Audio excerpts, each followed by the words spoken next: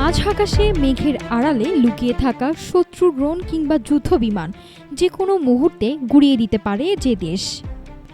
সাম্প্রতিক সময়ে যুক্তরাষ্ট্র ও ইসরায়েলের সঙ্গে রক্তক্ষয়ী সংঘাতের পর তেহরানের আকাশে এখন শুধু একটাই আতঙ্ক, কখন আবার আঘাত হানবে শত্রুর ফাইটার জেট।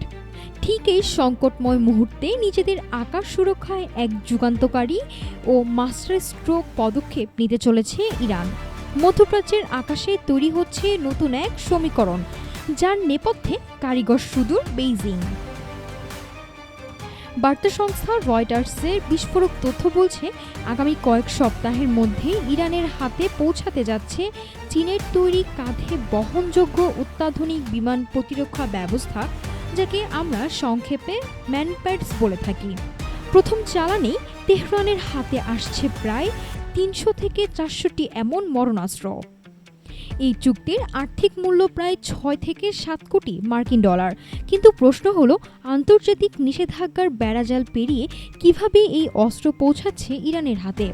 জানা গেছে, হংকং ভিত্তিক একটি বাণিজ্যিক প্রতিষ্ঠান ঝংচিং বাওসাং ইন্টারন্যাশনাল ইনভেস্টমেন্ট এই পুরো ডিলের মধ্যস্থতাকারী হিসেবে কাজ করেছে। তারা আড়াল থেকে সুকৌশলে ইরানি কর্মকর্তা আর চীনা অস্ত্র নির্মাতাদের মধ্যে সেতু বন্ধন তৈরি করেছে। ঠিক কী ধরনের অস্ত্র আসছে ইরানের ঝুলিতে? প্রতিরক্ষা বিশ্লেষকদের চোখ কপালে তোলার মতো ব্যাপার হলো, এই চালানের অন্তর্ভুক্ত রয়েছে চীনের তৈরি অত্যন্ত ভয়ঙ্কর স্বল্প পাল্লার আকাশ প্রতিরক্ষা ক্ষেপণাস্ত্র ব্যবস্থা QW-12 এবং FN-16।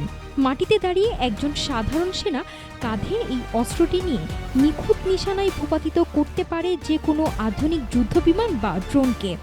মধ্যপ্রাচ্যের আকাশসীমায় মার্কিন বা ইসরায়েলি আধিপত্যকে চ্যালেঞ্জ জানাতে এই অস্ত্রগুলো ইরানের আকাশ সুরক্ষায় এক অদৃশ্য প্রাচীর গড়ে তুলবে। যদিও তেহরান বা বেইজিংয়ের পক্ষ থেকে এখনও আনুষ্ঠানিকভাবে মুখ খোলা হয়নি। মধ্যপ্রাচ্যের যুদ্ধক্ষেত্রকে কোন দিকে নিয়ে যাবে, উত্তর মিলবে সময়ই। নাফসা সামিয়া, ঢাকা টুডে।